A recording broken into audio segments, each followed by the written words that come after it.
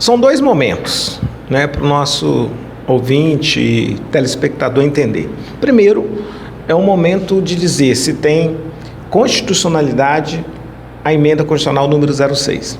Na minha opinião, não tem. Por quê? Porque os constituintes, em 88, ou seja, o poder originário, decidiram por constitucionalizar os direitos previdenciários no Brasil. Em especial, o capítulo que trata da Seguridade Social. Porque o Brasil, quando fala em previdência, o Brasil está falando de Seguridade Social. É um tripé. Você está tratando na mesma matéria da assistência aos mais pobres, da prestação do benefício continuado, da LOAS, do deficiente, da aposentadoria do idoso, do trabalhador rural. Você está falando do Bolsa Família e você está falando do Sistema Único de Saúde e também da aposentadoria. Então, é um sistema de seguridade que os constituintes definiram em 88. Para sustentar esse modelo, os constituintes constitucionalizaram na Constituição brasileira 7 contribuições, contribuição sobre o lucro líquido, PIS, PASEP, COFINS, para financiar a Seguridade Social. Então, um poder derivado, que nós somos um poder derivado, não pode desconstitucionalizar. Então, do ponto de vista do aspecto da constitucionalidade, para mim é inconstitucional. Os deputados, para preservar a legitimidade e a competência da Comissão de Constituição e Justiça, deveria decidir pela inconstitucionalidade. Passada essa etapa, nós vamos submeter uma comissão especial. Então, eu sou contra no mérito também. Por quê? Porque no mérito não se trata de um ajuste, porque ele está tratando de reforma da Previdência, ele não está falando em ajuste na Previdência. É bom dizer que os governos anteriores todos fizeram ajuste na Previdência. A presidenta Dilma criou o fator 95 para os homens, fator 85 para as mulheres, e a cada 2 anos, a partir de 2019, aumenta um ano até 2026, chegando 100 pontos para os homens e 90 pontos para as mulheres, resolvendo aquela perversidade do Fernando Henrique Cardoso, que criou o fator previdenciário, tirava do trabalhador 25% do seu salário, dentro do piso, dentro do teto do INSS. Então, isso foi resolvido. O presidente Lula também criou, a partir de uma lei, que em 2013, os funcionários públicos que ganharem mais do que R$ 5.800, eles também vão ser para um fundo complementar, né? Lá no passado ele também voltou a cobrar dos aposentados do serviço público, ou seja, todos os governos fazem ajuste. O problema é que esse governo agora quer destruir o conceito da Seguridade Social, o que eu chamo de um pacto civilizatório estabelecido pelo Constituinte de 88. Por que ele quer destruir? Primeiro, ele quer tirar dos idosos no país o direito sagrado humano de ter uma aposentadoria aos 65 anos e ampliar a cidade aos 80. Com o debate que vai garantir uma renda básica, uma renda mínima de R$ 400 a partir de 60 anos de idade. Mas não é só isso, porque quando o cidadão chegar aos 70 anos, que é um absurdo, na minha opinião, nós deveríamos antecipar a idade do trabalhador desempregado de 65 anos para 60, não só para os rurais, mas para os trabalhadores desempregados urbanos que não conseguem entrar no mundo do trabalho depois dos 60 anos e não têm renda, eles deveriam ter uma assistência a partir dos 60 anos. Não, ele muda esse conceito de assistência para um conceito de miserabilidade. Ou seja, para a pessoa ter o benefício da prestação continuada, ele não pode ter uma renda, ele não pode ter um patrimônio maior que R$ 98 mil. Se ele tiver uma casinha, uma herança, ele entra no conceito que, combinado com a renda per capita dele, ele não vai ter o direito ao salário mínimo de aposentadoria. Então isso é muita perversidade. Depois você faz com que as mulheres trabalhadoras da educação básica tenham um aumento de 10 anos de idade mínima, de 50 para 60 anos. Isso não é razoável, porque a professora da educação básica, ela tem 1.000 alunos por dia, 3 turnos, às vezes 2, 3 escolas diferentes. Então, é muito perversidade, porque isso não está sendo colocado para as Forças Armadas, que tem as especificidades, para os militares, nessa mesma lógica, né? Então, também das trabalhadoras rurais, que têm dupla e tripla jornada de trabalho. As mulheres trabalham em casa durante uma semana quase 20 horas. Os homens trabalham 7 horas. Então, infelizmente, não temos ainda a divisão justa dos trabalhos domésticos entre os parceiros, entre os casais. Então, é ainda uma sociedade muito machista. Lamentavelmente, o que nós devíamos igualar nesse primeiro momento era o salário das mulheres com os homens e não a idade na aposentadoria, porque elas têm dupla e tripla jornada de trabalho. Então, você tem outro problema também, é que mudando o critério da aposentadoria rural, você deixa de ser comprovação na atividade rural por contribuição e amplia de 15 para 20 anos, eu também acho que nenhum trabalhador rural vai conseguir se aposentar. Então vai perder o salário mínimo e ganhar aqueles R$400. Você também tem outra perseguição ao trabalhador urbano, é que você passa de 15 anos de contribuição para 20 aos 65 anos para ter um salário mínimo por idade. Hoje os trabalhadores, na ampla maioria que é aposentada até hoje, 60% estaria fora, não consegue comprovar 20 anos de contribuição. É um sacrifício para eles comprovar 15 anos. Há uma rotatividade muito grande no trabalho de baixa qualificação. Eles geralmente ficam um ano trabalhando, um ano e meio desempregado, um ano trabalhando, um ano e meio desempregado. Então ele começa cedo, 15, 16 anos, se ele começar 20 anos, geralmente de 45 anos de vida laboral até 65 anos, ele trabalhou 15 e ficou 30 anos desempregado.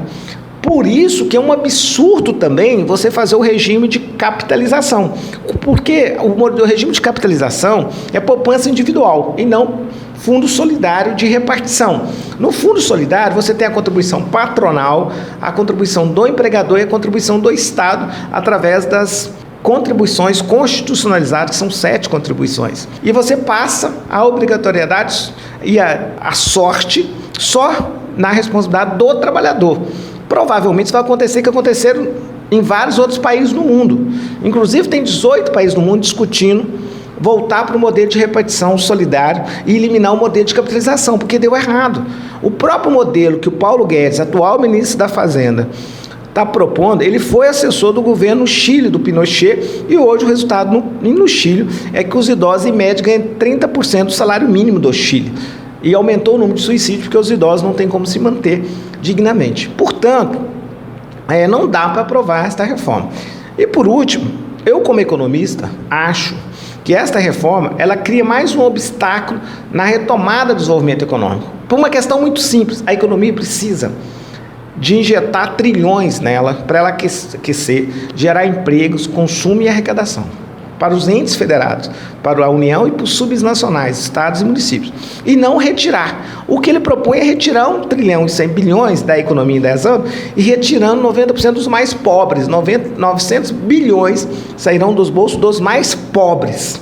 Então nós precisamos enfrentar com uma proposta alternativa, eu vou apresentar nessa próxima quarta-feira, tributando lucros e dividendos, eliminando as renúncias fiscais, incentivos fiscais, combatendo algumas sonegações. É possível arrumar 1, 2 trilhões em 5 anos para a gente ou colocar no fundo para financiar o modelo de repartição, ou então colocar em um conjunto de obras públicas, que eu acho mais interessante. O Estado retomar o crescimento econômico, induzir o crescimento econômico fazendo obras públicas. E o Brasil é um país inacabado. Tem um conjunto de obras de infraestrutura rodoviária, ferroviária, no campo educacional, na saúde pública, no esporte, em várias áreas, no turismo, no entretenimento, um conjunto de obras públicas que você pode injetar recursos e com isso, na minha opinião, com os 2 trilhões é possível gerar 8 milhões de empregos nos próximos 4 anos. E não retirando 1 trilhão da economia, retirando 90% dos mais pobres. Eu acho que isso levará o Brasil à ampliação da exclusão, concentração de riqueza na mão de poucos e que, inevitavelmente, o Brasil poderá, nesta direção, se não for mudada a política econômica, entrar numa convulsão social, porque o Brasil hoje tem 30 milhões de brasileiros sem renda, brasileiros e brasileiras, tem 20 milhões de jovens que não estudam e não trabalham, desempregados e fora da escola, 65 milhões aproximadamente, 63 milhões de pessoas no SPC, expulsos do direito a crédito, direito a consumo. Então esse país está a passos largos, uma convulsão social. E lamentável se soma isso a uma falência federativa, há uma concentração da União do bolo tributário, há uma invasão de competência tributária da União nos estados a partir da Lei Candir, que não é nem compensada e nem revogada, que impede os estados que são exportadores do setor primário, proteína animal, proteína vegetal, minério, ou seja, carne, soja, café, de não cobrar impostos na exportação, o que tira de Minas 10 bilhões por ano, 2,5 bilhões dos municípios e mais quase 50 bilhões de todos os estados no Brasil, né? E a União não faz esta compensação e, portanto, os estados estão literalmente quebrando e alguns quebrados, e além de impedir a industrialização brasileira, porque ficou muito mais interessante ser exportador de semi-elaborados do setor primário do que industrializar no país, porque industrializando aqui paga em ICMS e não industrializando aqui não paga. Por isso o Brasil está perdendo cada vez mais a participação da indústria no seu PIB. A pesquisa que foi divulgada essa semana, o PIB da indústria no PIB total do Brasil voltou às décadas de 1940 do século XX, com 11,2% dos 6,3 trilhões que o PIB brasileiro. Então, do ponto de vista da empregabilidade, tem um ataque da tecnologia, robótica, do avanço tecnológico, que é inevitável, né? Mas do ponto de vista de diminuição da presença da indústria, que pode agregar valor, riqueza e arrecadação para os estados brasileiros, para o país, vender produto com valor agregado, nós estamos perdendo também muito esta participação. Então nós vamos repensar o país num projeto mais estratégico, com novas matrizes econômicas, porque essa matriz do Paulo Guedes e dos ultraliberais não deram certo em nenhum lugar do mundo, em nenhum tempo da história, para você tirar economias estagnadas. Depois que a economia está em pleno crescimento, o setor privado é muito positivo, mas quando está estagnada, ela não dá o primeiro arranque. Quem faz a roda destravar e fazer a roda girar são as ações dos estados. Isso se concretiza em obras públicas e em especial de aumento do salário mínimo, de renda per capita, por isso que não dá para tirar dinheiro dos mais pobres, porque isso cria uma trava para a retomada do desenvolvimento econômico brasileiro. Então eu não acredito nessa hipótese, né? Esse modelo está sendo revisto na França. O Macron, que é um presidente ultraliberal novo, foi vendido como super moderno. Ao contrário do governo Bolsonaro, ele também é liberal nos costumes e nos valores, né? Porque aqui no Brasil nós estamos vivendo uma bobagem, né? Um monte de conversa furada da turma do Bolsonaro, mas lá na França não. Ele reviu agora a sua posição do ponto de vista da economia. Ele diz que tem que ter um novo capitalismo, ou seja, e tem muitas reflexões no mundo sobre isso. O capitalismo está em crise, você precisa arrumar uma saída para o capitalismo, né? Como é que você... ele até tem um escritor, Paul Collet, escreveu um livro, Futuro do Capitalismo, onde ele propõe outros parâmetros, outros valores na retomada do desenvolvimento econômico. Valores que o Estado retome investimentos, valores do ponto de vista do relacionamento humano, de modelo de cooperativas, de associações, modelos colaborativos, outros modelos que não sejam essa lógica do individualismo total, que na verdade ampliou a exclusão e deu uma estagnação no modelo econômico brasileiro. Muitos parlamentares falam que há falta de dados, né, dados do governo para deixar mais claro. Minha pergunta é realmente falta transparência nos dados desse projeto? Não, eles sabem quais são os dados. O Paulo Guedes mergulhou o governo Bolsonaro numa aventura com essa ideia da capitalização. Então, para fazer a capitalização, ele precisava arrumar ele mesmo falou na CCJ, um fundo de potência fiscal. Então ele precisava arrumar 1 trilhão e 100 bilhões para iniciar um fundo de capitalização para entregar para o sistema financeiro. E para ele arrumar isso, sobrou meter a mão no bolso dos mais pobres, porque 80% dos trabalhadores aposentados não aumentam o salário mínimo. Então eles não querem mostrar os dados, porque os dados são o seguinte: 750 bilhões vão sair do trabalhador rural, da professora de escola básica, do idoso, do deficiente, né, do trabalhador urbano de 15 para 20 anos, que ganha em média menos de 2 salários mínimos, né? Então, ele sabe da onde sairão os recursos que ele está querendo criar um fundo para o mercado financeiro. Tanto é verdade que ele não responde, ele não leva nenhuma planilha, ele não apresenta os dados. E os seus técnicos tiveram a coragem de falar na CCJ, um dia posterior à ida do Paulo Guedes na CCJ, que quem está mais contribuindo são os ricos, porque eles pegaram o valor de 1 trilhão e 100, dividiu para os aposentados e chegaram à seguinte conclusão: o pobre de salário mínimo, em 10 anos, está entrando com 9 mil reais, e o rico de 20 mil, 30 mil, 40 mil, está entrando com 14 mil reais. Então, assim, é uma vergonha, ou seja, tentar, é lógico, você tem uma pirâmide, uma base maior de aposentados ganha menos, com os ricos ganhando. Então, na verdade, estão tirando realmente 750 bilhões dos mais pobres, 150 bilhões do trabalhador do abono salarial, dos pobres, com a nova cálculo que ele está fazendo, incluindo férias para sair fora da média de um salário mínimo para receber abono. Então ele está tomando o abono salarial de 23 milhões de trabalhadores brasileiros. Então é evidente que esta reforma prejudica os mais pobres, né? Então eles não têm coragem de apresentar os dados e querem ganhar fazendo discurso político e falando que não é política. O Paulo Guedes fez um discurso genérico. Eu mesmo questionei ele, que eu esperava uma apresentação técnica, né? Porque ele fala que não é político e também não leva uma apresentação técnica e só faz discurso político. E ele é, sim, lógico, político. E é correto que o ministro da Fazenda também seja político, porque nós temos que estabelecer um monte de política ali, políticas de infraestrutura, política no ponto econômico, na saúde pública, na educação pública, esse conjunto de políticas. Por fim, só para fazer a sua avaliação aqui da visita a Iturama, qual o saldo que você tem a chegar a primeira vez que está em Iturama, né? Como é que foi? Se você gostou, qual o saldo, se é positivo, negativo? Iturama eu conheço muito, assim, vários amigos, conheço a história, conheço a região do Pontal, né, Carneirinhos, mas a presença física é a primeira vez e é fundamental. A gente precisa pisar nas cidades, nas regiões, ter relações pessoais. Esse mundo da era digital, nem tudo pode ser tão virtual, né? Então é fundamental o homem público estar presente em todo o estado. Então eu estou super feliz, né? Tem vários amigos aqui, acho que foi um super debate, as pessoas muito participativas, muito politizadas, nossos companheiros e companheiras aqui de Iturama, saí daqui com também o compromisso de ajudar, né? Estava conversando com as pessoas aqui hoje, nós precisamos potencializar, diversificar mais atividades econômicas nesta região. Essa região é uma região muito exportadora, né? Mas nós precisamos agregar mais valores para gerar mais oportunidade de empregos e também arrecadação para os estados, para os municípios. Mas também nós precisamos diversificar as atividades econômicas, né?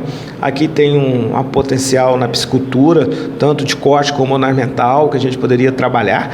Pouco investimento, né?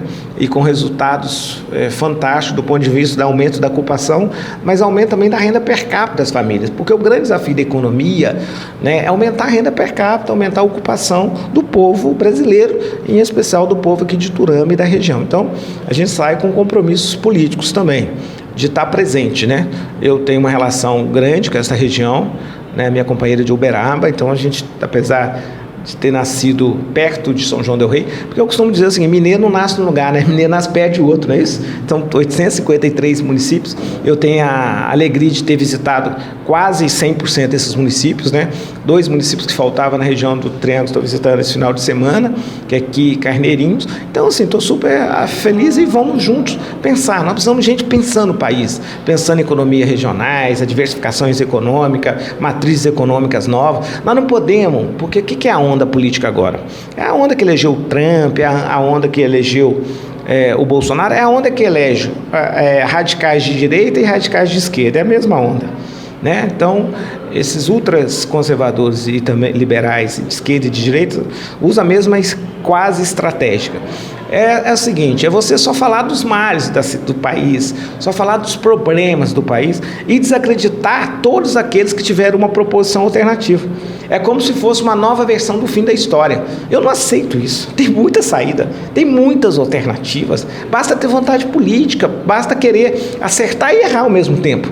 Então, eu não quero ser e fazer parte de uma geração política que acha que acabou a história, que não tem saída. Pelo contrário.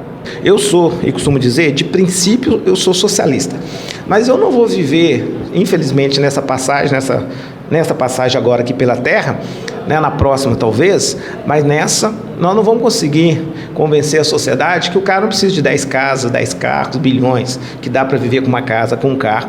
O futuro do capitalismo passa por uma descentralização e democratização da renda, e não do excesso de acumulação. Isso é um princípio, isso que é ser socialista. Então, mas nós precisamos reformar o próprio capitalismo. O capitalismo não está numa crise só no Brasil, está na crise mundial. Ele vai ter que ser reformulado. Ele terá que ser mais civilizado, se é possível, né? Então nós vamos ter que ter um capitalismo mais decente.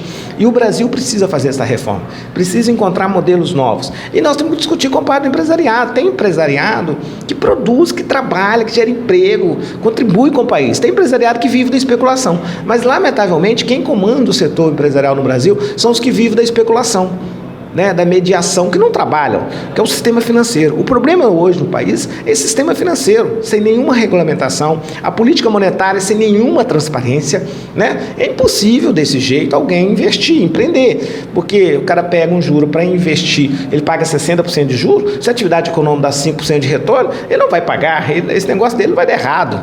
Então nós precisamos destravar o Brasil do ponto de vista de crédito, do ponto de vista de investimento, de novas atividades econômicas, né?